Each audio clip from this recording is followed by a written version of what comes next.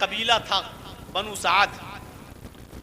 उस कबीले बनु साद से कुछ औरतें सफर पर निकलती हैं, मक्के की तरफ आ रही हैं और मक्के में बच्चों को तलाश कर रही हैं। कबीले बनु साद से जब औरतें मक्के की तरफ चली तो उन औरतों में एक औरत है जिसका नाम हलीमा है। वो भी कबीले बनु साद से निकलती है और अपनी सहेलियों के साथ मक्के की तरफ आ रही है। लेकिन हलीमा जिस सवारी पर सवार है, जिस ऊंटनी पर या जिस गधी की ऊपर सवार है, वो बहुत कमजोर है, लाकर है, पतली दुबली है। हलीमा की सहेलियों की सवारियां तो तेज स्पीड में चल रही हैं, लेकिन हलीमा की सवारी चंद कदम चलती है, हाँफने लगती है, रुकना पड़ता है। हलीमा की सहेलियां कहने लगी, हलीमा कौन सी ऊंटनी लेकर, कौन सी गधी लेकर, कौन सी सवारी लेकर आई है तू? बार बार तेरे चक्कर में हमको भी रुकना पड़ता है, कब पहुंचेंगे हम मक्के में? हलीमा कहती है, मेरी सहेलियों मुझे साथ में लेकर आई हो तो साथ में लेकर ही चलना, मुझे अकेले छोड़ मत देना। मेरी सवारी कमजोर है तो क्या हुआ, लेकिन मेरा साथ मत छोड़ना। बार बार सवारी थक जाती, फिर उड़ती, फिर चलती। 2 दिन का सफर 5 दिन में पूरा होता है। कबीले बनु साद से ये औरतें जब चली तो मक्के के अंदर पहुंच जाती हैं। अब सहेलियों ने कहा, जाओ मक्के में सब औरतें अपने किस्मत के बच्चे तलाश करें, जिसका बच्चा मिल जाए। सारी औरतें बच्चे तलाश करने लगी। मोहम्मद की मां अमीना कहती है कि जितनी औरतें कबीले बनु साद से आई थी, एक एक करके सब मेरे घर में आई। पहले एक, फिर चली गई, फिर दूसरी, फिर चली गई।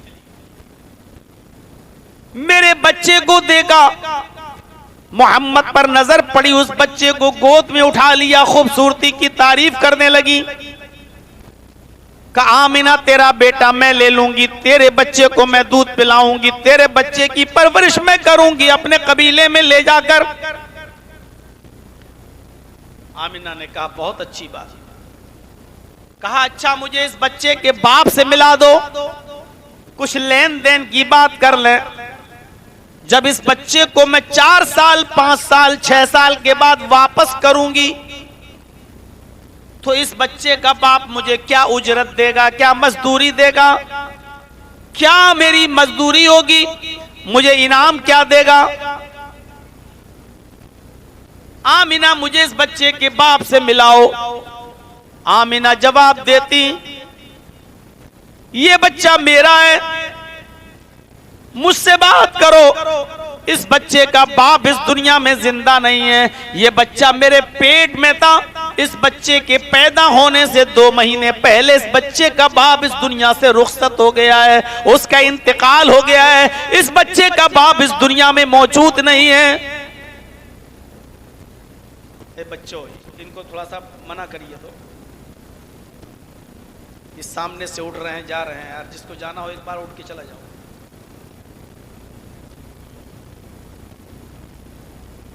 आमीना ने जब ये कहा कि इस बच्चे का बाप जिंदा नहीं है, वो औरत जो कबीले बनु साद से आई, उसने उस बच्चे को आमीना की गोद में डाल दिया। आमीना, इस बच्चे का बाप जिंदा ही नहीं है तो मुझे क्या मिलेगा, तू मुझे क्या दे देगी? जब 4 साल, 5 साल, 6 साल के बाद मैं तेरे बच्चे को लौटाऊंगी तो तू हमें क्या मजदूरी दे देगी, क्या इनाम देगी, क्या उजरत देगी? पकड़ अपना बच्चा। आमीना कहती कि कोई औरत ऐसी नहीं थी जो मेरे घर ना आई हो, जिसने मेरा बच्चा अपनी गोद में न लिया हो। लेकिन जब बच्चे के बाप से मिलने की जिद करने लगती और बच्चे के बाप से मुलाकात कराने की बात करती, और मैं उस औरत को यह बताती कि इस बच्चे का बाप जिंदा नहीं, तो वो बच्चे को मेरी गोद में डाल देती। सारी औरतों का यही हाल रहा, सब चली गई, बच्चे को मेरे पास ही छोड़ गई। हलीमा भी मेरे पास आई। आमिना का बयान, मोहम्मद की मां का बयान। हलीमा भी मेरे पास आई, उसने भी मेरे बच्चे को अपनी गोद में ले लिया, लेकिन सुना जब इस बच्चे का बाप जिंदा नहीं तो उसने भी ये बच्चा मेरी गोद में डाल दिया और आगे बढ़ गई। मक्के में सारी औरतें ढूंढ रही हैं, सबको बच्चे मिल गए, लेकिन हलीमा को कोई बच्चा नहीं मिला। गौर से सुनिए, हलीमा को कोई बच्चा नहीं मिला। जितनी औरतें कबीले बनु साद से चली सबको मक्के में बच्चे मिल गए, लेकिन हलीमा को कोई बच्चा नहीं मिला। मैं इसको उल्टा भी बोल सकता हूं, मक्के में सारे बच्चों को दूध पिलाने वाली दायाएं मिल गईं, मोहम्मद को कोई दाया नहीं मिली। सब बच्चों को लेकर चलने लगी। हलीमा ने कहा मुझे कोई बच्चा नहीं मिला, चलो उसी को ले लेती हूं जिसको छोड़ के आई हूं, मोहम्मद ही को ले लेती हूं। ना मिलने से कोई तो मिल रहा है, खाली हाथ जाने से बेहतर है कि उस यतीम बच्चे को जिसका बाप इस दुनिया में मौजूद नहीं उसी को ले लूं, शायद उसी में ऊपर वाला खैर करे। कम से कम मेरी सहेलियां ताने तो नहीं मारेंगी। हलीमा उसी घर में आती है और आमिना से कहती है, आमिना ला अपना बच्चा मुझे दे दे, जो तुझे ऊपर वाला मयस्सर करे वही तू मुझे मजदूरी में दे देना, मैं खाली हाथ नहीं जाना चाहती, अपने बच्चे को मुझे दे दे। आमिना कहती है मैंने अपने बच्चे को मोहम्मद को हलीमा के हवाले कर दिया। अब सारी औरतें फिर कबीले बनु साद में लौटने लगी, जाने लगी, अपनी अपनी सवारियों पर बैठी और कबीले बनु साद की तरफ रवाना हो गई। मेरी जो सवारी थी, जिस पर सवार होकर मैं आई थी, वो सवारी जो रास्ते में हाँपने लगती थी, थक जाती थी, सस्ताने लगती थी, उसके चक्कर में सारी औरतों को वेट करना पड़ता था, इंतजार करना पड़ता था। जब मैंने मोहम्मद को अपनी गोद में उठाया और उसको लेकर जब मैं सवारी पर बैठी, तो यही मरियल सवारी, यही कमजोर और नहीफ सवारी हवा से बातें करने लगी, बड़ी तेज स्पीड से चलने लगी, थकने का नाम नहीं लेती। पीछे से मेरी सहेलियां आवाज देने लगी, आए हलीमा रुक जा, तू हम सबसे आगे क्यों जा रही है?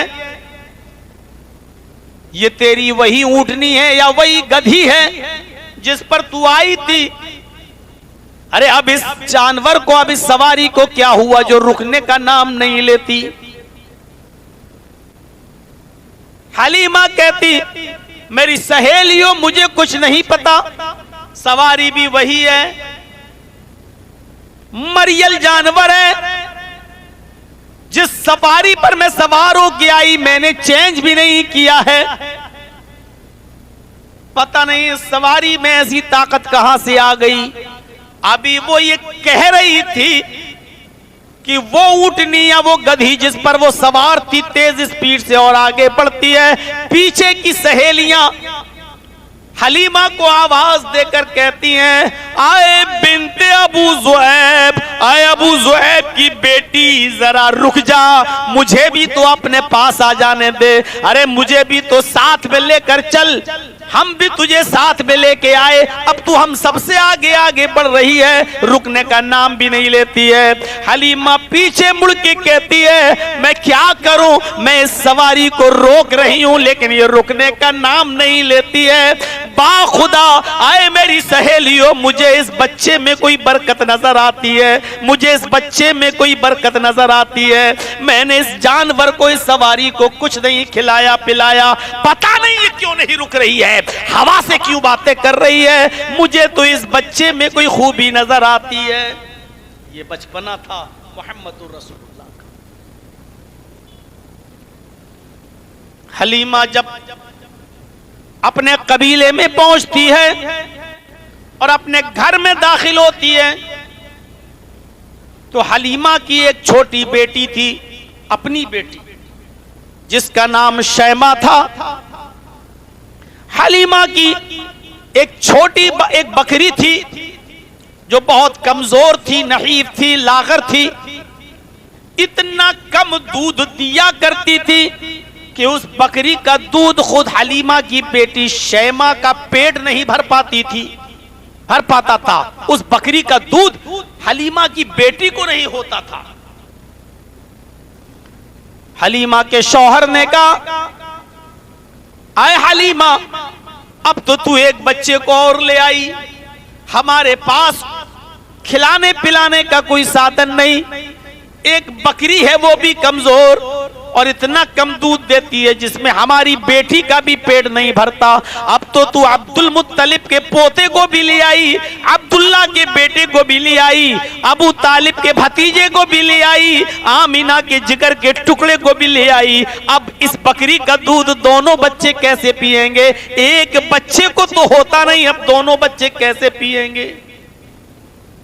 हलीमा ने कहा, मेरे दो बेटे हैं, एक बेटी और आमिना का बेटा भी अब मेरा ही बेटा है। मैं इसको अपनी पिस्तान का दूध भी पिलाऊंगी, मैं इसको अपना दूध भी पिलाऊंगी और इस बकरी का दूध भी पिलाऊंगी। बर्तन लाओ। हलीमा के शौहर ने बर्तन उठाया, हलीमा के हाथ में दे दिया। हलीमा उस बर्तन को लेकर बकरी के पास चली, बकरी के थन पे पानी मारा और बकरी के थन को दोहने लगी। बकरी ने ऐसे दूध देना शुरू किया जैसे सावन भादों की बारिश हो रही हो, पूरा का पूरा बर्तन भर गया। हलीमा कहती है, अरे मेरे शौहर, इस बकरी ने कभी पूरा बर्तन भरकर दूध नहीं दिया, आज देख लो बर्तन भर गया लेकिन बकरी का थन नहीं सूखा। कसम बा खुदा, मुझे इस बच्चे में कोई बरकत नजर आती है। मेरी मरियल सवारी में बरकत आई, वो हवा से बातें करने लगी। घर में आई तो मरियल बकरी भी दूध के बर्तन भरने लगी दूध से। बाखुदा, मैं किसी अच्छी रूह को लेकर आई हूँ, किसी बासआदत बच्चे को लेकर आई हूँ, किसी बाबरकत बच्चे को लेकर आई हूँ। बाखुदा, मुझे इस बच्चे के अंदर ही कोई बरकत नजर आती है। ये था हलीमा सादिया का अपना बयान। सीरतुन नबी पढ़िए अल्लामा इब्ने हिशाम की। परवरिश पाते गए, बढ़ते गए, दूध पीते गए। कभी हलीमा अपना दूध पिलाती, कभी बकरी का दूध पिलाती। धीरे धीरे मोहम्मद इब्ने अब्दुल्ला की उम्र 4 साल हो जाती है। बाज़ सीरत निगारों की तहकीक के मुताबिक 6 साल हो जाती है। अरब के दस्तूर के मुताबिक वहां के लोग बकरियां चराने का पेशा अच्छा समझते थे, इसलिए गांव के बच्चे जंगल में बकरियां चराने गए। हलीमा की बेटी भी जंगल में बकरियां चराने के लिए गई। हलीमा ने कहा, मोहम्मद को भी ले जाओ, इसको भी तो बड़े होकर बकरियां ही चराना है, अपना खानदानी काम करना है, लिहाजा इसको भी सिखाओ और अभी से सिखाओ। बेटी मोहम्मद को भी अपने साथ लेकर चलो। हलीमा की बेटी शैमा मोहम्मद का हाथ पकड़ती है और मोहल्ले के, गांव के, कबीले के लड़कों के साथ मोहम्मद इब्ने अब्दुल्ला भी जंगल में चले जाते हैं, बकरियां चराना सीखते हैं दोस्तों के साथ।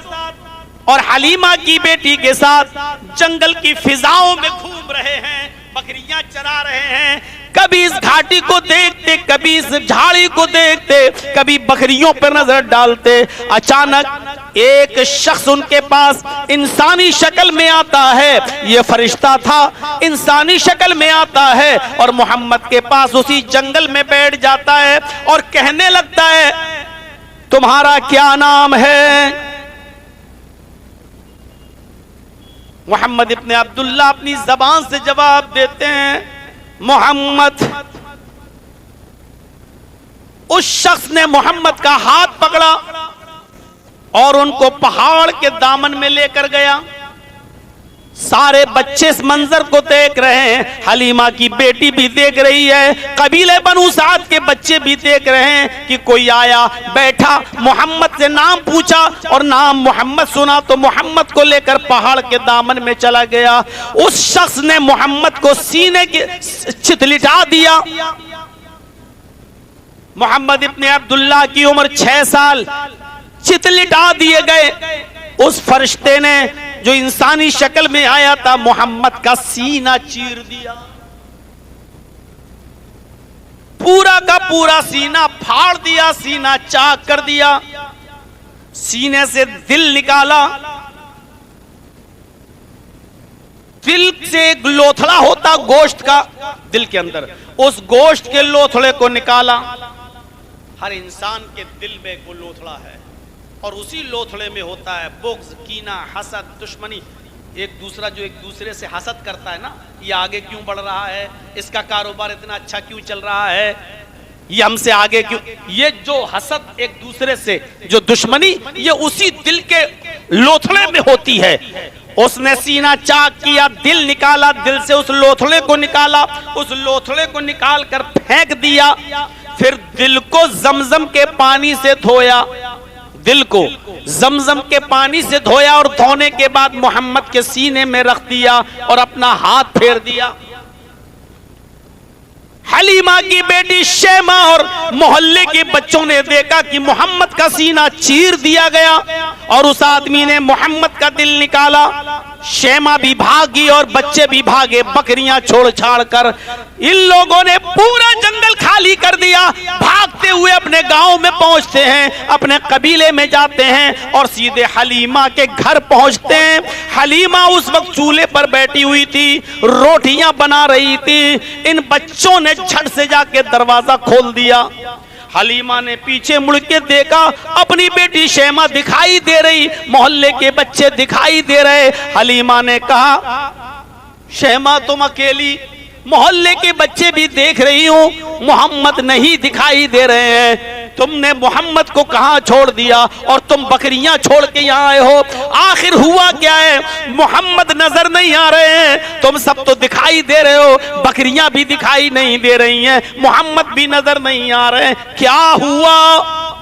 इन सारे बच्चों ने जबान से चीखते हुए कहा, कुतिला मोहम्मद या उम्मी, मेरी माँ, आए हलीमा, मेरी माँ, मोहम्मद कत्ल कर दिए गए, मोहम्मद मार डाले गए, जंगल में किसी ने मोहम्मद का कत्ल कर दिया।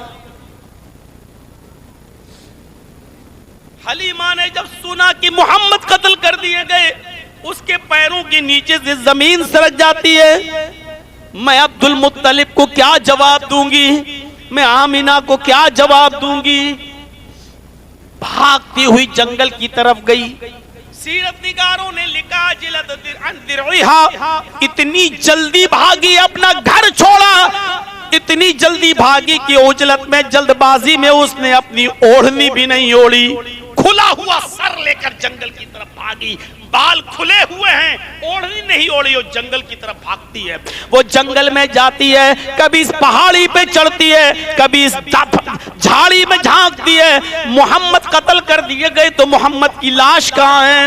मोहम्मद कहाँ है? अरे हमें जिंदा नहीं तो कम से कम लाश ही नजर आ जाए, हमें तो लाश भी नहीं दिखाई दे रही है। अरे बच्चों ने बताया मोहम्मद कत्ल कर दिए गए, यहाँ तो मोहम्मद ही नहीं दिखाई दे रहे हैं, मोहम्मद की लाश भी नजर नहीं आ रही है।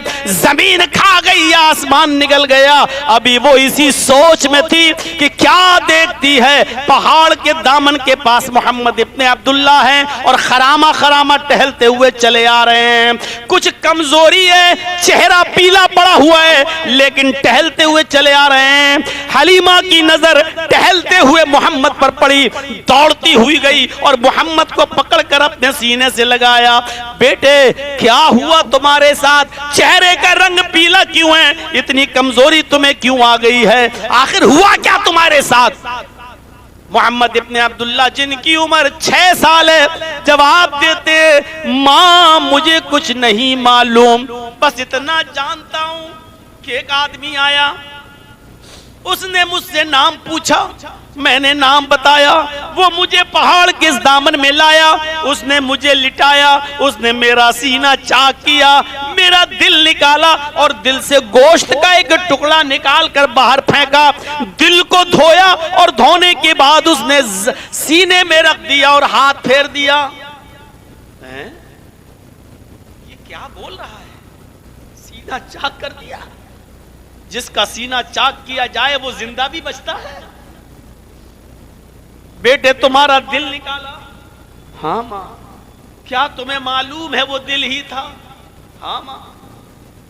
उसने गोश्त का लोथड़ा फेंका, ये भी तुम्हें मालूम है? हाँ। उसने तुम्हारे दिल को पानी से धोया? हाँ मां, मैं ये सब देख रहा था। उसने तुम्हारे दिल को धोने के बाद सीने में भी रख दिया? हाँ मां, मुझे याद है। उसने हाथ फेरा और तुम टहलने लगे? हाँ मां, मुझे कोई तकलीफ नहीं हुई।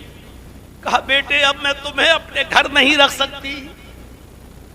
ऐसी ऐसी बातें बता रहे हो जो यकीन न जिसका किया जा सके। अगर कोई बड़ा हादसा तुम्हारे साथ हो गया तो मैं तुम्हारे दादा को क्या जवाब दूंगी, तुम्हारी मां को क्या जवाब दूंगी? चलो अब तुम मेरे साथ। हलीमा अपने घर ले गई, बोरिया बिस्तर बांधा और मोहम्मद इब्ने अब्दुल्ला को पकड़ा और अपनी सवारी पर बैठी और सीधे मक्के की तरफ आती है और कहती है आमिना अपना बेटा संभाल, आमिना अपना बेटा संभाल। दिल तो नहीं करता इस बच्चे को वापस करूं, लेकिन करें क्या? ऐसी ऐसी बातें बताता है जो यकीन में ना आए। दिल गवारा नहीं करता, लेकिन इसके आने से मेरे घर में बरकतें बहुत हो रही हैं। दिल तो नहीं चाहता कि वापस करूं, लेकिन अगर इसके साथ कुछ उल्टा सीधा हो गया तो मैं तुझे जवाब क्या दूंगी? संभालो अपने बेटे को अपने पास। बचपन का सफर यहां तक। 12 साल की उम्र हुई। चचा अबू तालिब से कहा चचा आप सबका बोझ उठाते हैं, क्या मैं आपके बिजनेस में आपका साथ ना दूं? आप मुल्क के शाम जा रहे हैं, मुझे भी लेकर चलिए, मुझे भी सिखाइए बिजनेस क्या होती है, तिजारत क्या होती है, कपड़ा आप कैसे बेचते हैं। बड़े होकर मैं भी ये तिजारत ये बिजनेस करूंगा, कपड़े का कारोबार करूंगा। आपके घर को और खानदान को और घर के परवरिश के लिए जो कमाई होती है उसको मैं भी सीखना चाहता हूं, बिजनेस करना चाहता हूं। अबू तालिब ने कहा ठीक है बेटे चलो। मुल्क के शाम की तरफ लेके जा रहे हैं। रास्ते में जंगल पड़ता है, उस जंगल में रुक जाते हैं। उस जंगल में एक गिरजा है, गिरजा ईसाइयों का गिरजा। उस गिरजे की छत के ऊपर एक राहिब बैठा है जिसका नाम बुहैरा है, जिसका लक़ब बुहैरा है। वो इस काफिले की तरफ नजर डालता है। 12 साल के बच्चे को देखता है तो देखता रह गया। उसने पूरे काफिले वालों की दावत कर दी, तुम सब आज दोपहर का खाना हमारे यहां खाओगे। सारे लोग खाना खाने चले गए। अबू तालिब ने मोहम्मद से कहा बेटे तुम सामान के पास बैठे रहो, तुम बच्चे हो, तुम क्या करोगे वहां जाकर? हम खाना खाएंगे और तुम्हारा खाना वहां से लेकर आएंगे, तुम बाद में खाना खा लेना, अभी हमारे सामान की देखरेख करो, यहीं बैठ जाओ।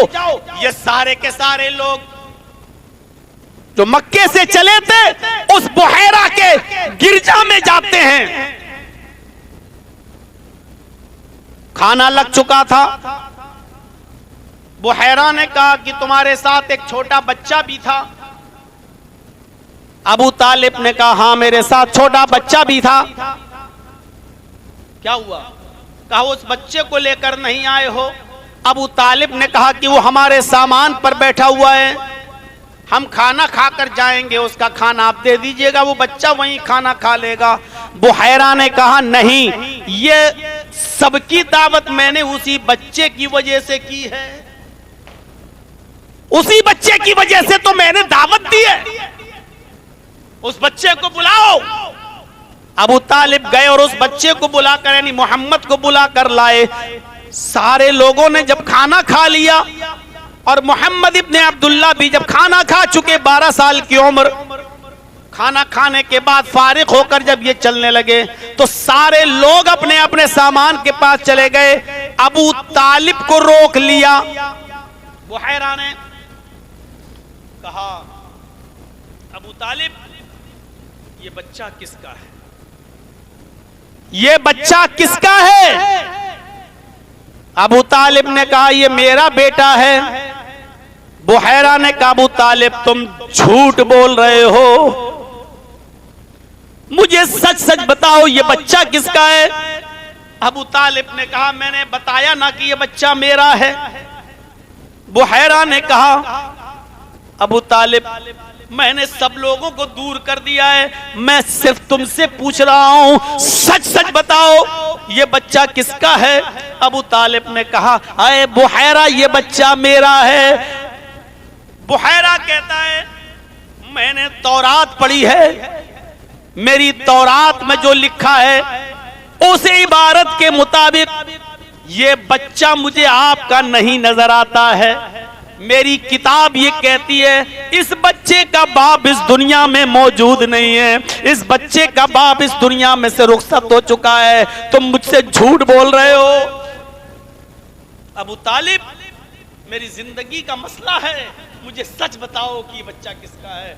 अबू तालिब ने कहा, तुम ठीक कह रहे हो, ये बच्चा मेरा नहीं है, इस बच्चे का बाप इसके पैदा होने से 2 महीने पहले इंतकाल कर चुका है। मैं तो इस बच्चे की परवरिश कर रहा हूं, लेकिन मैंने कभी इस बच्चे को यह एहसास नहीं होने दिया है कि तेरा बाप मर गया, अब कोई तेरा बाप नहीं, इसकी जगह पर मैं ही इसके बाप के फरीजे को अंजाम दे रहा हूं, इसको मैं अपने बेटे से बढ़कर मानता हूं।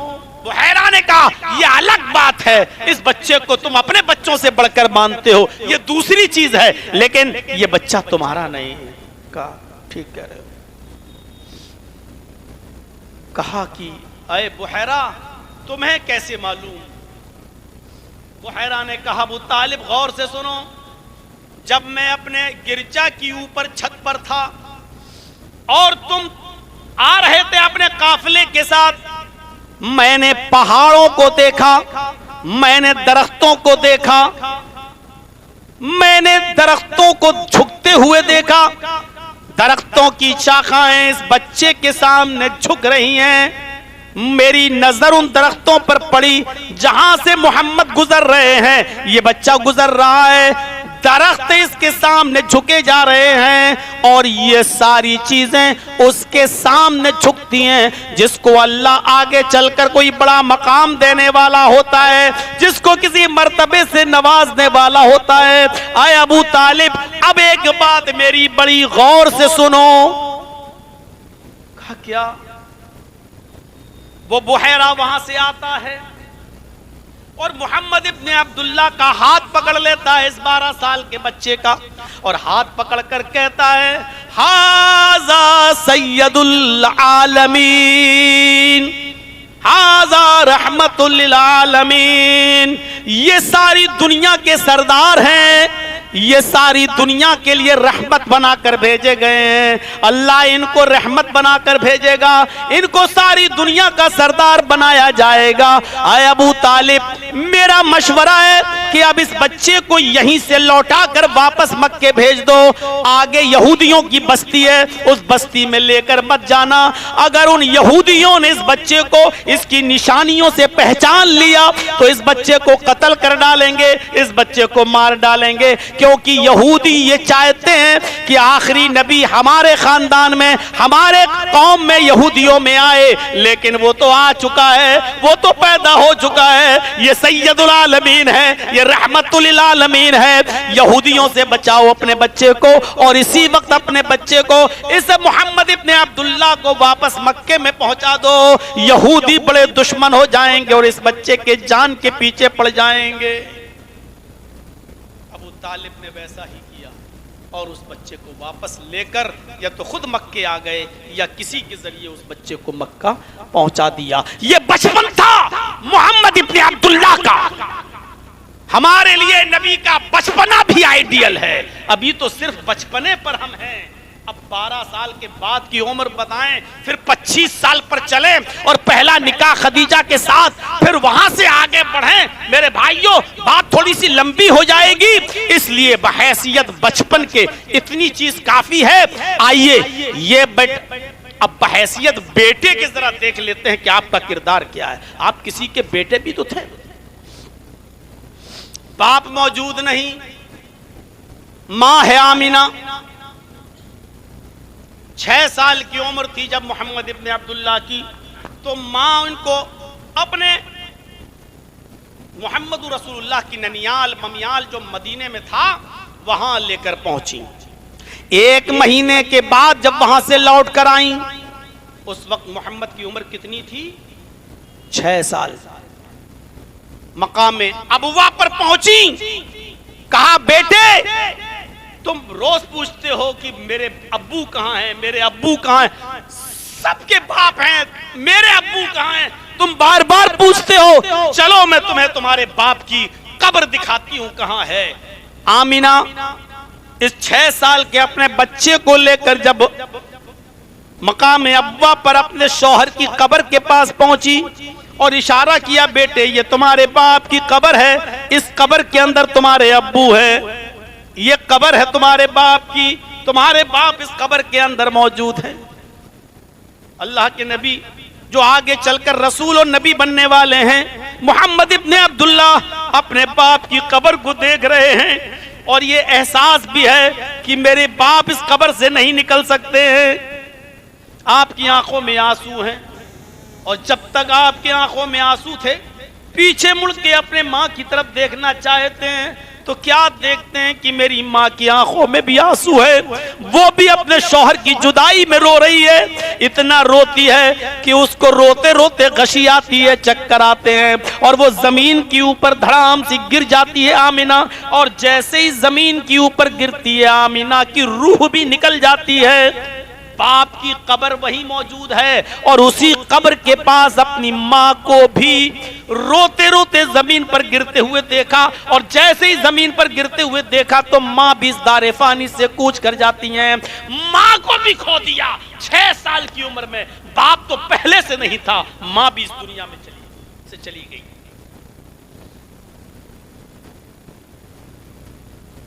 अब्दुल्लाह के पास एक लौंडी थी, मोहम्मद के बाप के पास। जरा गौर से सुनिए, मोहम्मदुर रसूलुल्लाह के बाप अब्दुल्लाह के पास एक लौंडी थी जिसका नाम था उम्मे ऐमन।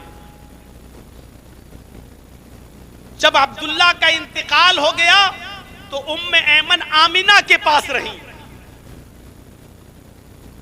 और जब मोहम्मद इब्ने अब्दुल्लाह 6 साल की उम्र हुई और मां चली गई तो उम्मे ऐमन ने मोहम्मद इब्ने अब्दुल्लाह को पाला।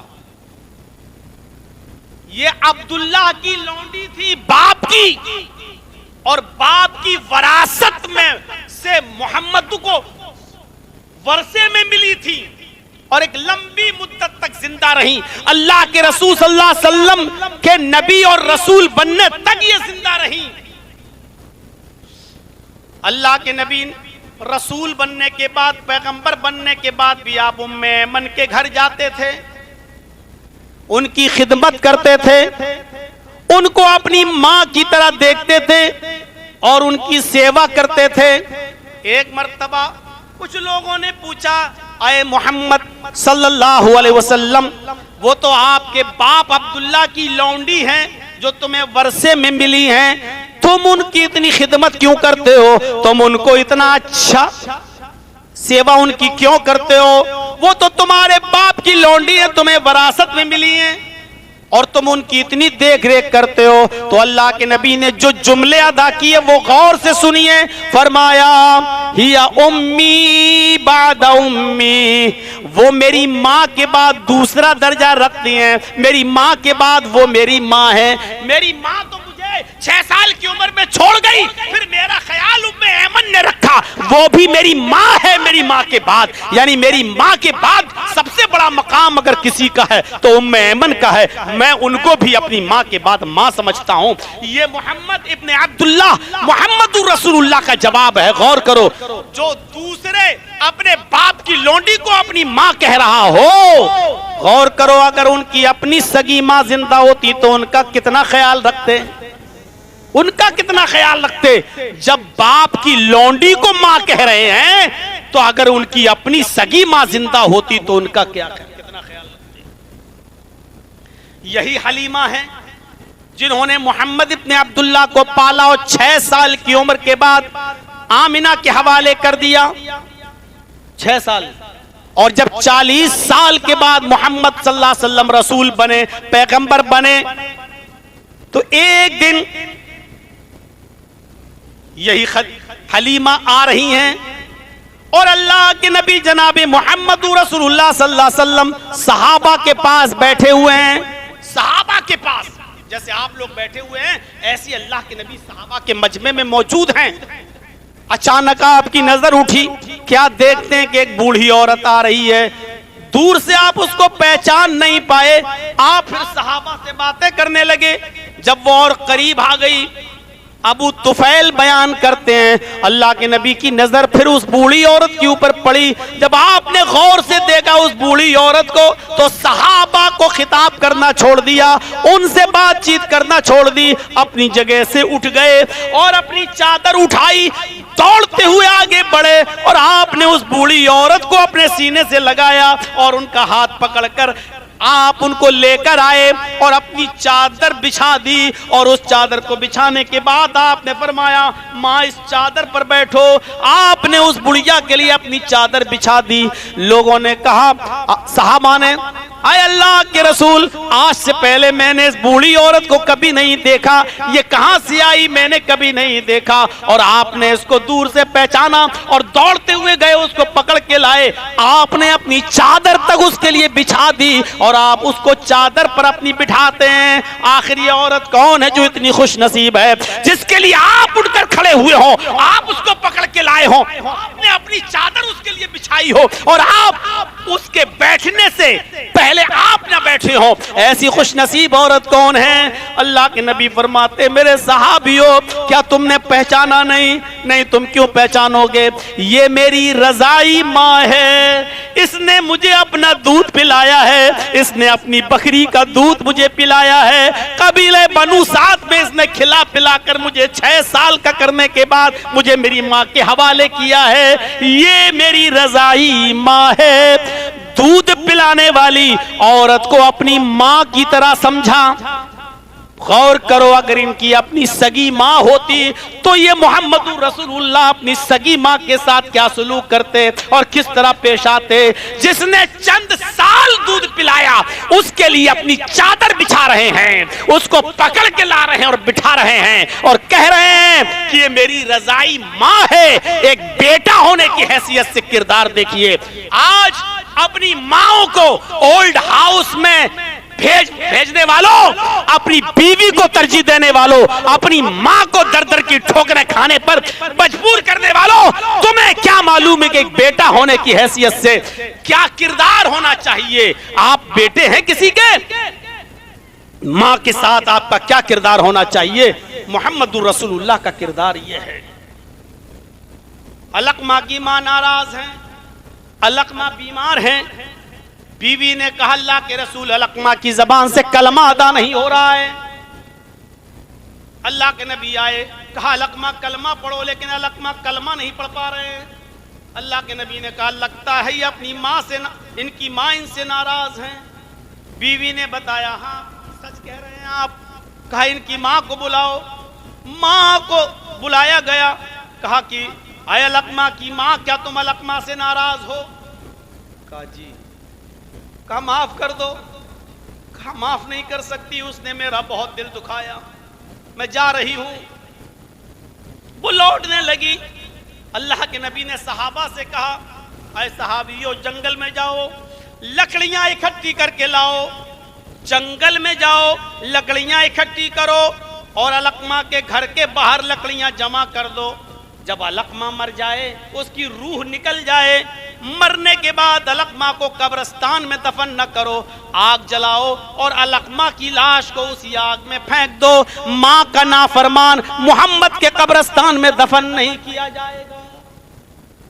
माँ ने जब ये सुना तो पलटती है और पलट कर कहती है, आय अल्लाह के नबी, मैं ये नहीं देख सकती कि मेरा बेटा मरने के बाद 2 गज जमीन भी न मिले और आग के हवाले कर दिया जाए। मैं अपने बेटे को माफ कर रही हूँ, दिल की गहराई से माफ कर रही हूँ। आपने फरमाया, तेरे बेटे ने गलती क्या की थी, क्यों तू नाराज थी? उसने कहा, अल्लाह के रसूल, गलती तो बहुत बड़ी नहीं थी, लेकिन मैं फिर भी नाराज थी। कहा कि गलती क्या थी? कहा, अल्लाह के नबी, कान कसीरुस सलाह व कसीरुस सयाम। अल्लाह के नबी, अलकमा मेरा बेटा है, बहुत रोजे रखता है, बहुत नमाजें पढ़ता है, मुझे इसकी नमाजों से शिकवा नहीं है, मुझे इसके रोजेदार से रोजा रखने से शिकायत नहीं है। अलकमा की गवाही मैं देती हूँ, बहुत बड़ा नमाजी है, बहुत बड़ा रोजेदार है, ये सारी खूबियां इसके अंदर, लेकिन इसके अंदर एक बुराई ये है। कहा क्या? कहा, अल्लाह के नबी, कान यूसिरू ज़ौजतहू अला उम्मी, अपनी मां पर अपनी बीवी को तरजीह देता है, बीवी की बात ज्यादा सुनता है, मां की बात कम सुनता है, तरजीह देता है। तरजीह देने का मतलब समझ रहे हो? मां को भगाता नहीं है, 2 कपड़े खरीद कर लाता है, एक बीवी के लिए और एक मां के लिए। लाता तो एक ही जैसे है कपड़े, लेकिन पहले बीवी को देता है, बाद में मुझे देता है। खाना जब बनता है तो पहले बीवी को खिलाता है, बाद में मुझे खिलाता है। खिलाता है, पिलाता है, कमी नहीं करता, लेकिन तरजीह बीवी को देता है। पहले बीवी के सामने पेश करता है, बाद में मेरे पास लाता है। बस यही तकलीफ है मुझे। हालांकि ये तो होता ही है, और आजकल तो ऐसा सभी कर रहे होंगे। कौन है? नहीं करते होगे तो आपकी बीवी आपके पास नहीं रहेगी। अच्छा, तेरी अम्मा है, उसका बड़ा ख्याल रखता है, जा पहले उसी के पास चला जाना। मैं तो कुछ हुई नहीं। इतनी सी गलती पर मां ने नाराजगी जाहिर की और चली गई घर छोड़कर। कलमा अदा नहीं हो रहा। अल्लाह के नबी ने कहा, साहबा लकड़ियां लाओ, अलकमा जब मर जाए तो लकड़ियां बाहर जलाकर अलकमा की लाश को उसी के अंदर डाल दो। इतनी सी गलती। ये मां का हक बताया है कि मां को नाराज नहीं किया जा सकता। ये वो बता रहा है जिसको मां की सेवा करने का ज्यादा मौका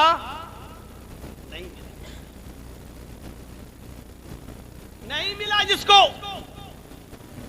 ये मां का किरदार है, मां का। कहा, मैं माफ कर रही हूं अब अलकमा को। यहां अलकमा को माफ किया, अलकमा की जबान से कलमा निकला, अशहदु अल्ला इलाहा इल्लल्लाह व अशहदु अन्ना मुहम्मदन अब्दुहु व रसूलुहु। और कलमा पढ़ते ही अलकमा का इंतकाल हो जाता है। गौर कीजिए, अभी तो कलमा ही अदा नहीं हो रहा था, अब कलमा जबान से निकला और अलकमा का इंतकाल। यानी अगर कलमा पढ़े बगैर इंतकाल कर जाते तो क्या होता? 6 साल की उम्र में मां का इंतकाल हो गया। लेकिन जब आप 40 साल के बाद नबी बन गए, रसूल बन गए, तो एक बार अपने मां की कब्र पर गए।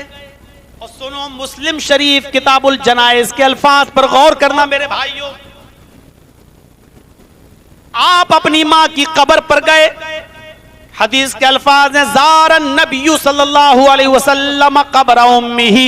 आपने अपने मां की कब्र की जियारत की, अपने मां की कब्र की जियारत की, और जियारत करने के बाद अपने मां की कब्र को देखकर आप रोने लगे। फबका व अबका मन हौलहु।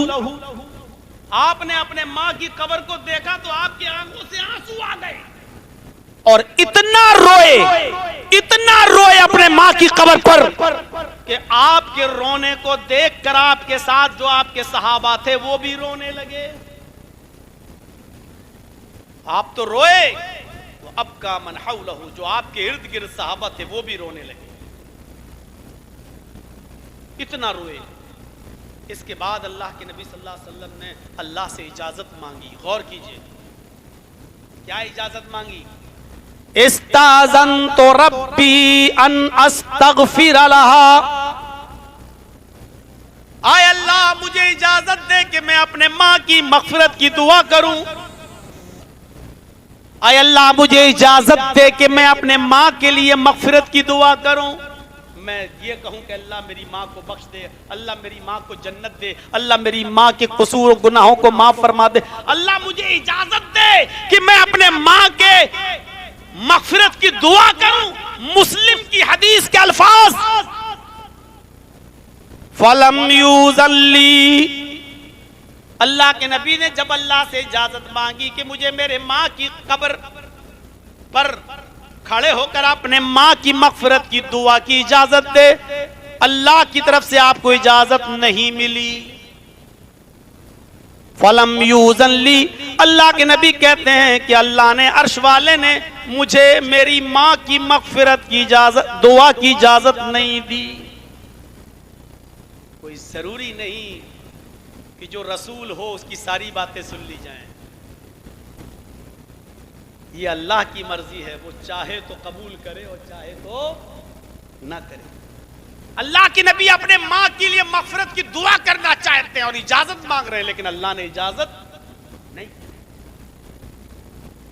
अल्लाह के नबी कहते हैं इस्ताज़नतु अन अज़ूर क़ब्रहा, आय अल्लाह अगर मुझे मेरे माँ की कब्र पर माँ की मग़फ़िरत की दुआ की इजाजत नहीं दे रहा है, तो कम से कम मुझे मेरे माँ की कब्र की ज़ियारत करने की इजाजत दे दे।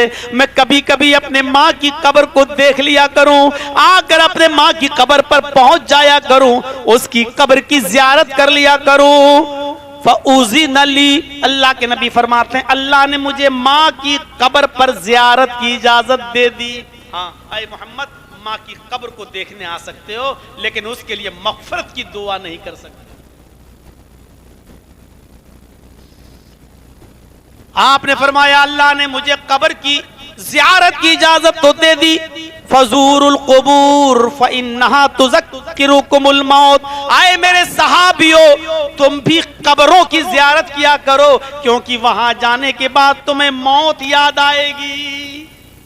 कब्र की ज़ियारत करना चाहिए, इसलिए नहीं कि वो पक्की है, बहुत शानदार है, मेले ठेले लगते, बल्कि कब्र की ज़ियारत इसलिए करो कि वहां जाकर तुम्हें अपनी भी मौत याद आए कि एक दिन तुम्हें भी और हमें भी इस कब्र के अंदर आना है, इस जगह दफन होना है। आपने फरमाया फ़ज़ूरुल क़ुबूर, कब्रों की ज़ियारत करो।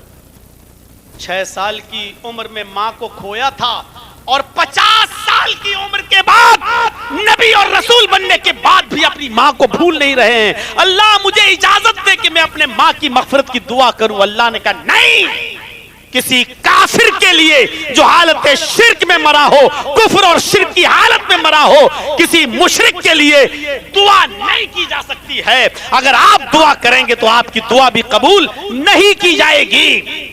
आज शब बरात के दिन चाहिए कितनी भी दुआएं तुम्हें करना हो कर लो, अगर कोई शिर्क की हालत में मरा है, हालत शिर्क में गया है, तो अल्लाह ताला ने हालत शिर्क में मरने वाले के लिए खुद नबी आकरम को इजाजत नहीं दी है। अल्लाह के रसूल ने अपने चचा अबू तालिब के लिए भी मग़फ़िरत की दुआ करना चाहिए, अल्लाह ने उधर भी मना कर दिया। तुम्हारा चचा अबू तालिब हालत कुफ्र में मरा है, हम तुम्हारी ये दुआ भी कबूल नहीं करेंगे। मेरे भाइयों, जरूरी नहीं जब रसूल की दुआ नहीं सुनी जा सकती है तो मुशरिक बाप के लिए और मुशरिक माँ के लिए हमारी दुआएं सुनी जाएंगी?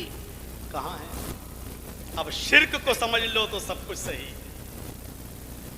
हम ये समझते हैं बुतों के सामने झुकना ही शिर्क है, हम ये समझते हैं मूर्तियों के सामने झुकना ही शिर्क है। नहीं, इस शिर्क को समझने की कोशिश करो। अल्लाह के अलावा किसी गैर के सामने झुकने वाला भी मुशरिक, अल्लाह के अलावा किसी गैर से हाजत और मिन्नतें और दुआएं करने वाला भी मुशरिक, अल्लाह के अलावा किसी और पे भरोसा करने वाला भी मुशरिक। मेरे भाइयों, इस शिर्क को अगर हमने समझ लिया तो सब कुछ समझ लिया, दीन के मिजाज को समझ लिया। मां होने की हैसियत से यह किरदार था नबी का कि अपनी सगी मां को भी नहीं, नबी बनने के बाद भी कब्र की ज़ियारत करते। हम अपने माँ बाप की कब्र की कितनी ज़ियारत करते हैं। शुरू में मर गए बाप, 2-4 दिन, 6 दिन, 10 दिन, 1 महीना, 2 महीना तो खूब जाएंगे, उसके बाद सालों गुजर जाते हैं। कभी ईद की नमाज पढ़ने गए तो वही कब्रिस्तान पे चले गए और अपने बाप के लिए दुआ मांग ली है। कभी बकरीद पे चले गए।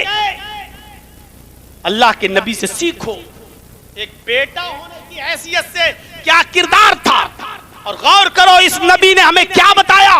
पूछने वाले ने पूछा, अल्लाह के रसूल मेरी माँ भी जिंदा, मेरा बाप भी जिंदा, हुस्न सुलूक का सबसे ज्यादा मुस्तहिक कौन? आपने कहा तेरी माँ।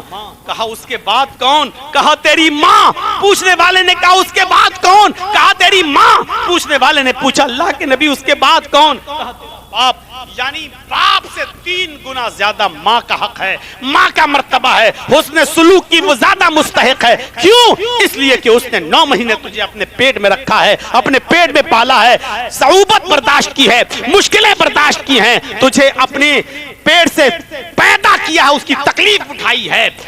इसलिए हुस्न सुलूक की वो 3 गुना ज्यादा मुस्तहिक है। ये वो हस्ती बतला रही है जिसने 6 साल के बाद अपनी माँ का चेहरा नहीं देखा, अपने माँ की खिदमत नहीं करने का मौका मिला। ये आदाब वो बतला रहे हैं।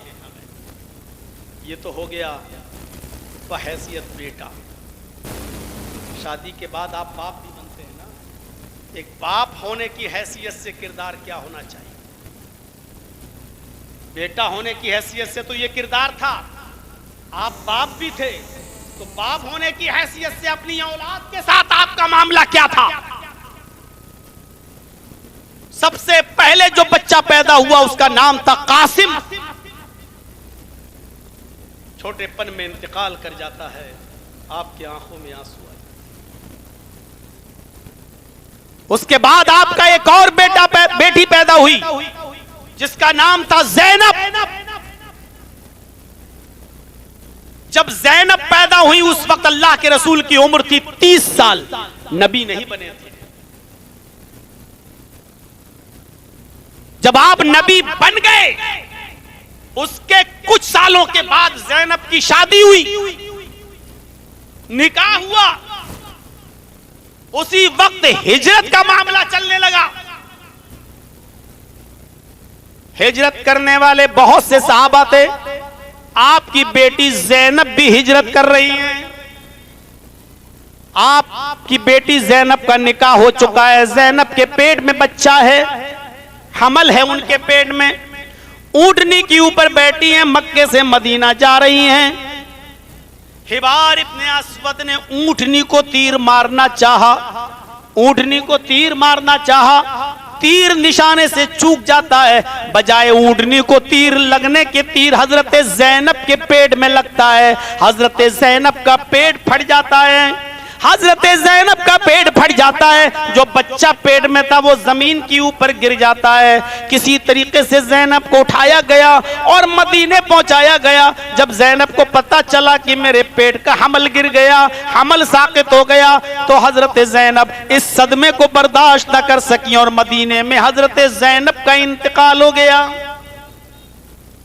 जब हजरत ज़ैनब को दफन किया जा रहा था, मिट्टी खोदी गई, कब्र खोदी गई और कब्र में उतारा गया। और जब कब्र में मिट्टी दी गई, अल्लाह के नबी जनाब मोहम्मद रसूलुल्लाह मिट्टी देने में शामिल थे। आपकी आंखों में आंसू थे और आप अपनी बेटी को दफन कर रहे थे। दफन करने के बाद जब कब्र के पास खड़े हुए तो आपकी आंखों से गिरने वाले आंसुओं को देखकर सहाबा ने आपको गले लगाया, आपके आंसू पोंछे। कहा अल्लाह के नबी पहुंचता है गम। अल्लाह के नबी, ये फर्दे मोहब्बत के आंसू हैं जो हर बाप को अपनी औलाद के खो जाने पर उसकी आंखों में आई जाते हैं। आपने रोते हुए फरमाया मेरे सहाबियों या अफजलो बनाती उसीबत फिया, ये मेरी सबसे अच्छी बेटी थी।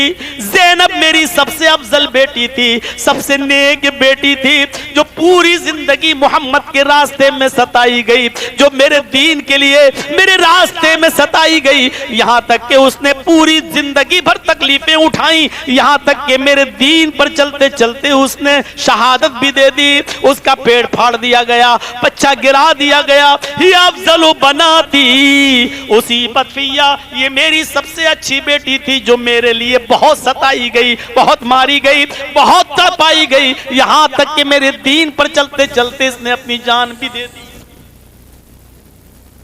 एक बेटी का दर्द एक बाप से पूछो, बाप होने की हैसियत से। आज तो बेटियों की पैदाइश पर मुंह बनाने वालों, बेटों को तरजीह देने वालों, बेटियों की पैदाइश पर नाखुशी का इजहार करने वालों, कयामत के दिन अपने रब के सामने कैसे खड़े हो सकोगे और क्या जवाब दोगे? आपकी दूसरी बेटी रुकैया थी। रुकैया का निकाह हजरत उस्मान से ऐसे नहीं हुआ। जब रुकैया बालिग हो गई और आपने रुकैया का निकाह उस्मान से करना चाहा तो उस्मान को बुलाया, आए उस्मान इधर आओ। उस्मान गनी अल्लाह के नबी के पास आकर बैठ गए। आपने फरमाया, उस्मान ये जिब्रील हैं जो मुझे दिखाई दे रहे हैं, तुम्हें नहीं दिखाई दे रहे हैं। आए उस्मान, ये जिब्रील हैं जो मेरे पास आए हैं, अल्लाह का पैगाम लेकर आए हैं। अल्लाह ने पैगाम भेजा है अपनी बेटी। वनऊज़ु बिल्लाहि मिन शुरूरि अनफुसिना व मिन सय्यिआति अअमालिना।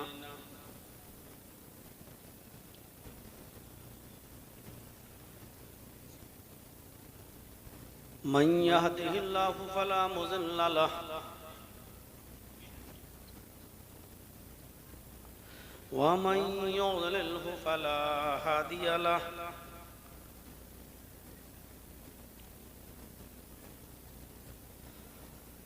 व अशहदु अल्ला इलाहा इल्लल्लाहु वहदहु ला शरीक लहु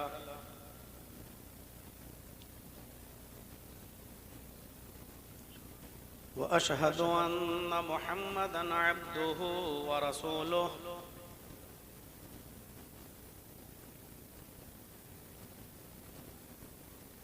अम्मा बाद,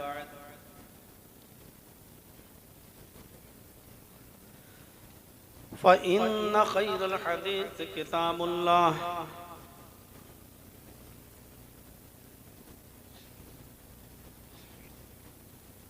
व खैरल हदी हदी मुहम्मदिन सल्लल्लाहु अलैहि वसल्लम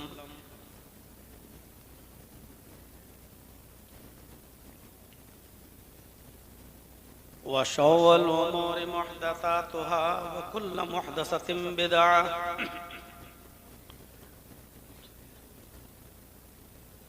व कुल्लु बिदअतिन ज़लालह व कुल्लु ज़लालतिन फिन्नार।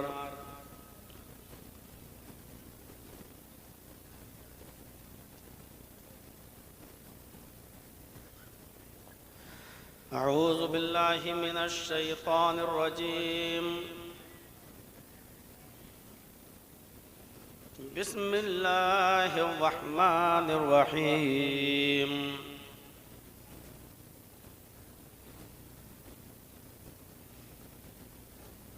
लक़द कान लकुम फ़ी रसूलिल्लाहि उस्वतुन हसनह लिमन कान यरजुल्लाह वल यौमिल आखिर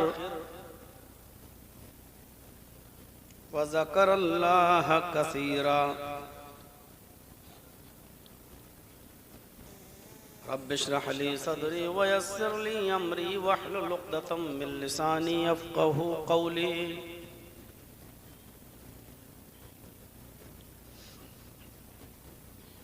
स्टेज पर तशरीफ फरमा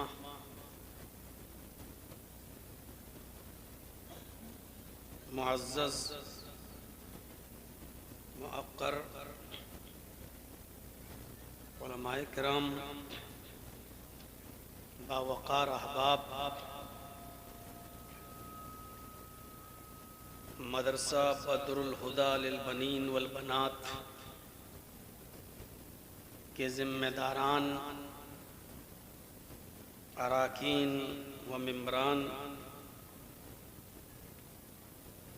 हिरनपुर हाथकाठी डिस्ट्रिक्ट पाकुड़ और उसके अतराफ़ और अकनाफ से तशरीफ़ लाए हुए मुअज़्ज़ज़ सामईन हज़रात, पर्दा नशीन इस्लामी ख़वातीन, माँ और बहनों, कौमों मिल्लत के लायक़वर नौजवानों और अज़ीज़ बच्चों, रात के तकरीबन 1:45 बजे तक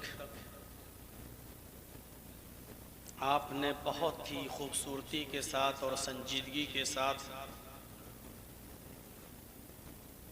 इस प्रोग्राम को सुना, मुख्तलिफ उलमा को सुना और मदरसे का आपने ताउन भी फरमाया। अल्लाह आपके यहाँ बैठने को कबूल फरमाए और जो आपने मदरसे का ताउन फरमाया अल्लाह रब्बुल आलमीन उसको भी कबूल फरमाए। दस्तूर के मुताबिक लास्ट में मुझे टाइम दिया जाता है और इस फहरिस्त में भी मेरा आखिरी नंबर ही है और मुझे जो अंदाज़ा था उसी वक्त मुझे वक्त भी मिला। अल्लाह रब्बुल आलमीन कहने वालों को और सुनने वालों को अमल की पूरी पूरी तौफीक अता फरमाए। कुरान करीम की जो आयत करीमा मैंने आपके सामने तिलावत की है वो बहुत मुख्तसर है, लेकिन नबी अकरम सल्लल्लाहु अलैहि वसल्लम की पूरी जिंदगी, उसका ताल्लुक इबादियात से हो, अखलाकियात से हो, मामिलात से हो, पूरी जिंदगी को अल्लाह रब्बुल आलमीन ने एक जुमले में बयान करके उम्मत इस्लामिया को, उम्मत मोहम्मदिया को ये दर्स दिया है कि तुम्हारे लिए मुहम्मदुर रसूलुल्लाह सल्लल्लाहु अलैहि वसल्लम की ज़िंदगी में बेहतरीन आइडियल है, बेहतरीन नमूना है। पूरी जिंदगी आपका उठना, आपका बैठना, आपका लेटना, आपका सोना, आपका जागना, आपका खाना और पीना, आपकी शादी और ब्याह, आपकी नमाज, आपका रोज़ा, आपका हज, आपकी ज़कात, आपके मामलात, ये सब नमूना है। पूरी जिंदगी को अल्लाह तबारक व तआला ने हम तमाम मुसलमानों के लिए नमूना बना दिया है। उठो वैसे जैसे नबी उठते थे, बैठो वैसे जैसे नबी बैठते थे, सो वैसे जैसे नबी सोते थे, खाओ वैसे जैसे नबी खाते थे, चलो वैसे जैसे नबी चलते थे, नमाज पढ़ो वैसे जैसे नबी पढ़ते थे, रोज़ा रखो वैसे जैसे नबी ने बताया, शादियां करो वैसे जैसे नबी अकरम ने करके बताई और आपकी जिंदगी में आपके सहाबा ने की। अलगर्ज पैदाइश से लेकर मौत तक जितने मराहिल से इंसान को गुजरना पड़ता है, उन तमाम मराहिल में मोहम्मदुर रसूलुल्लाह की जिंदगी तुम्हारे लिए आइडियल है, नमूना है। गौर कीजिए, एक छोटा सा जुमला, लक़द कान लकुम फी रसूलिल्लाहि उस्वतुन हसना। रसूलुल्लाह की पूरी जिंदगी तुम्हारे लिए नमूना है। बहस करने की जरूरत नहीं है। उठना, बैठना, लेटना, सोना, जागना, खाना, पीना, चलना फिरना, जब ये चीजें नबी की हमारे लिए नमूना हैं, तो नमाज, रोजा, हज, ज़कात, इबादियात, ये चीजें हमारे लिए नमूना क्यों नहीं होंगी। आज इसी आयत की रोशनी में कुछ बातें हम आपके सामने रखना चाहते हैं।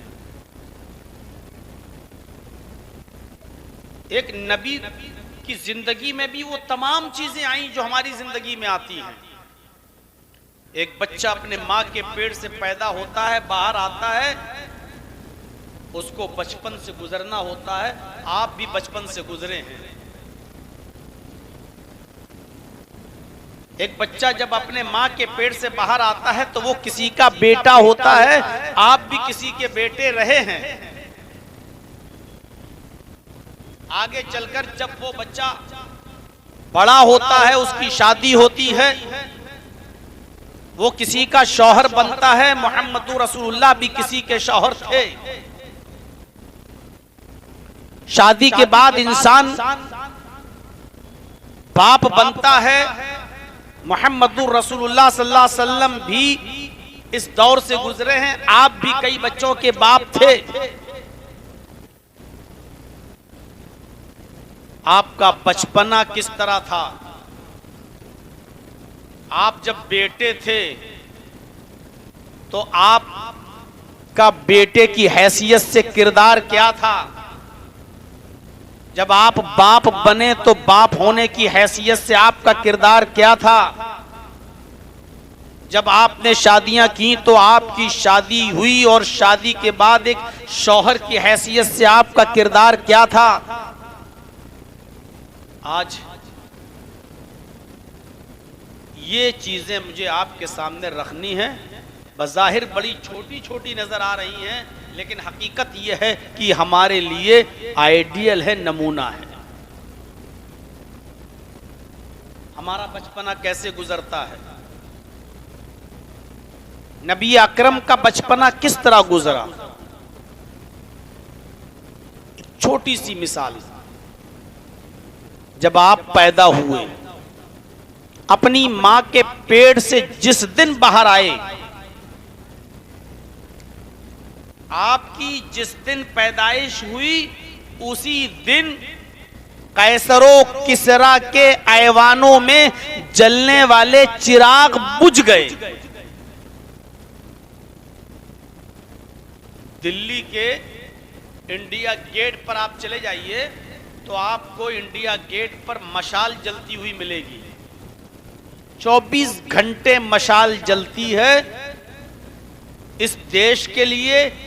जिन लोगों ने अपनी कुर्बानियां दी, शहादतें दी, उनकी आत्मा की शांति के लिए वो चिराग जलता रहता है। श्रद्धांजलि दी जाती रही है और अब तक दी जाती है। वो मशाल जलता रहता है, कभी बुझता नहीं है। सिस्टम ऐसा बिठा के रखा है कि एक सेकंड के लिए भी दिल्ली के इंडिया गेट पर जो मशाल जलती है वो बुझती नहीं है। कैसर और किसरा जो बड़े बड़े बादशाह कहलाते थे, इनके ऐवानों में चिराग जलते थे हर वक्त, वो कभी बुझते नहीं थे। ड्यूटी लगी हुई थी, उसमें तेल डालने वालों की ड्यूटी लगी हुई थी। तेल कम होता, तेल डाल दिया जाता, लेकिन चिराग को बुझने नहीं दिया जाता था। जिस दिन मोहम्मद इब्ने अब्दुल्ला आमीना के पेट से बाहर आए, जिस दिन आपकी पैदाइश हुई, कैसर और किसरा के ऐवानों में चिराग बुझ गए। अपने आप गुल हो गई। कैसर और किसरा को बड़ा ताज्जुब हुआ, दरबारियों को बड़ा ताज्जुब हुआ। कोई हवा नहीं चली, कोई आंधी नहीं आई, कोई तूफान नहीं आया, कोई बारिश नहीं हुई, फिर हमारे चिराग कैसे बुझ गए? तेल डालने वाला चिरागों में बार बार तेल भी डालता है, लेकिन चिराग ऑटोमेटिकली बुझ जाते हैं। कोई तो बात है। उसने काहिनों की, नुजूमियों की मीटिंग बुलाई। हमारे यहां जिनको ज्योतिषी कहा जाता है, जो फ्यूचर देखता है, हस्त रेखा देखता है, हाथ की रेखाएं देखकर भविष्य बताता है, ऐसे ही ज्योतिषियों को उसने बुलाया, काहिनों को बुलाया, नुजूमियों को बुलाया। मीटिंग हुई। अरे पता लगाओ कि हमारे चिराग क्यों बुझ गए। हवा चली नहीं, आंधी आई नहीं, बारिश हुई नहीं, तेल की कमी नहीं थी, चिराग कैसे बुझ गए? इन नुजूमियों ने, काहिनों ने मीटिंग की, ज्योतिषियों ने मीटिंग की, और मीटिंग करने के बाद एक बड़े ज्योतिषी ने, एक बड़े काहिन ने कैसर और किसरा को बताया, आए हुक्मरानो, आए बादशाहो, तुम्हारा चिराग इसलिए बुझ गया है कि हमारा इल्म ये कहता है, हमारा ज्ञान ये कहता है, हमारी विद्या ये कहती है कि आज इस दुनिया में कोई ऐसी हस्ती पैदा हो चुकी है, कोई ऐसा शख्स इस दुनिया में पैदा हुआ है, कोई ऐसी हस्ती इस दुनिया में नमूदार हुई है। आज किसी मां ने ऐसा बेटा पैदा किया है, अपने साथ वो आसमान की एक रोशनी लेकर आई है, आकाशीय प्रकाश लेकर आई है, आसमानी नूर लेकर आई है। अपने साथ जो रोशनी लेकर आई है, उस रोशनी के होते हुए अब किसी और रोशनी की जरूरत नहीं है। कोई ऐसी हस्ती पैदा हुई है जो आसमान से उसको जो रोशनी मिली है, उस रोशनी के होते हुए अब किसी और रोशनी की जरूरत नहीं, इसलिए तुम्हारे चिराग बुझ गए। अब ये पता कैसे लगे कि वो कौन पैदा हुआ है? ये बचपन आता मोहम्मद रसूलुल्लाह का। अभी आप पैदा हुए, अपने साथ जो रोशनी लेकर आए, उस रोशनी के होते हुए किसी और रोशनी की जरूरत नहीं, इसलिए कैसर और किसरा के चिराग बुझ जाते हैं। मक्के की फिजा बहुत खराब, आबो हवा बहुत खराब। मक्के की औरतें, जो बच्चे उनके घरों में पैदा होते, उन बच्चों को दूसरी औरतों के हवाले कर देते, जाओ अपने गांव में हमारे बच्चों को ले जाओ। हमारे शहर की फिजा खराब है, तुम्हारे गांव में हमारे बच्चे रहेंगे तो तरबियत, अच्छी सेहत पाएंगे, तंदुरुस्ती पाएंगे। ये चलन था मक्के का। तमाम औरतें अपने बच्चों को दूसरे शहरों में, गांव में भेज दिया करती थी, वहां परवरिश पाएं, और जब ये बच्चे 4, 5, 6 साल के हो जाएं, इनकी इम्यूनिटी पावर बढ़ जाए, बीमारियों से लड़ने की सलाहियत इन बच्चों के अंदर जब पैदा हो जाए, तो हम अपने बच्चों को अपने पास बुला लें। आमिना को भी फिक्र हुई कि अपने बच्चे मोहम्मद को किसके हवाले करें, मक्के की हवा ठीक नहीं है, यहां बच्चा बीमार हो जाएगा। उसी दौर में कबीले बनु साद से